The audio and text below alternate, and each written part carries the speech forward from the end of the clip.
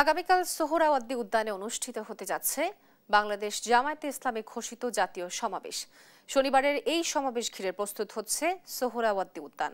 দলটির পক্ষ থেকে ইতোমধ্যে রাজধানী সহ সারা দেশে ব্যাপক প্রস্তুতির পাশাপাশি শুরু হয়েছে প্রচারণার উৎসব। মহাসমাবেশকে কেন্দ্র করে সোহরাওয়ার্দী উদ্যানের সার্বিক প্রস্তুতি দেখতে ভিড় করছে দলটির নেতাকর্মীরা।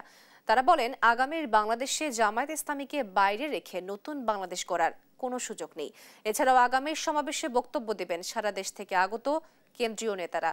প্রয়োজনীয় সংস্কার, জুলাই গণহত্যার দৃশ্যমান অগ্রগতি এবং পিআর পদ্ধতিতে নির্বাচন সহ ৭ দফা দাবি জানানো হবে।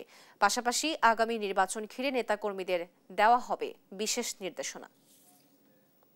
৭ দফা দাবি এখানে উপস্থাপন করেছে, এটা সমগ্র বাংলাদেশের গণমানুষের দাবি। এই সমাবেশকে ঘিরে আমাদের ৭ দফার একটা দাবি আছে, সেই দাবিগুলো আমরা কালকে এখানে বাংলাদেশের সবার কাছে আমরা তুলে ধরবো। আমাদের যে ৭ দফা এবং আরো দফা জনগণের বাড়ছে, এই সমাবেশ যত এগিয়ে আসছে গণ দাবি তত বৃদ্ধি পাচ্ছে। আমাদের রাজধানীতে যে লক্ষ লক্ষ লোক প্রবেশ করবে তাতে কিছু যানজট হবে, সাময়িক কিছু জনদুর্ভোগ হতে পারে। এই জন্য আমরা রাজধানী ঢাকাবাসীর কাছে এবং দেশবাসীর বিভিন্ন সড়কে, রেলপথে যেসব যানজট এবং কিছুটা কষ্ট হবে, আমাদের সম্মানিত আমিরে জামাতের পক্ষ থেকে আমি রাজধানীবাসী এবং দেশবাসীর কাছে অগ্রিম ক্ষমা প্রার্থনা করছি।